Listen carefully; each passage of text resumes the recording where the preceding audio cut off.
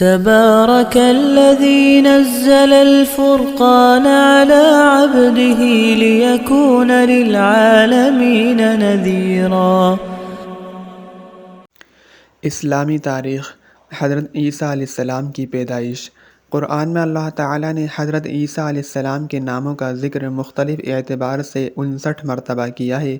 ان کی پیدائش اللہ تعالیٰ کی قدرت کی ایک بہت بڑی نشانی ہے۔ ایک دن حضرت مریم علیہ السلام کسی ضرورت کی وجہ سے بیت المقدس کی مشرقی جانب گئی ہوئی تھی کہ اچانک ایک فرشتے نے یہ خوشخبری دی کہ اللہ تعالیٰ تم کو ایک بیٹا عطا فرمائے گا جس کا نام عیسیٰ بن مریم ہوگا۔ حضرت مریم علیہ السلام نے کہا، میری تو شادی بھی نہیں ہوئی، لڑکا کیسے ہوگا؟ فرشتے نے کہا، اللہ کا فیصلہ ایسا ہی ہے اور یہ اللہ کے لیے آسان ہے۔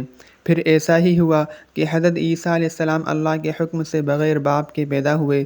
جب لوگوں نے دیکھا تو تعجب کیا اور کہا، مریم تم نے کتنا بڑا گناہ کیا ہے۔ حضرت مریم علیہ السلام نے کوئی جواب نہیں دیا بلکہ بچے کی طرف اشارہ کر دیا اور بچہ بول پڑا، میں اللہ کا بندہ ہوں، اس نے مجھے کتاب دی ہے اور نبی بنایا ہے، میں جہاں کہیں بھی رہوں خدا نے مجھے بابرکت بنایا ہے اور آخری دم تک اللہ نے مجھے نماز پڑھنے اور زکوٰۃ ادا کرنے کا حکم دیا ہے اور اپنی ماں کا فرما بردار بنایا ہے۔ میری پیدائش، میری وفات اور پھر دوبارہ زندہ ہونا میرے لیے خیر و برکت اور سلامتی کا ذریعہ ہے۔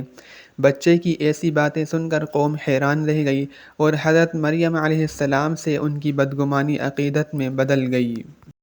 تبارك الذي نزل الفرقان على عبده ليكون للعالمين نذيرا۔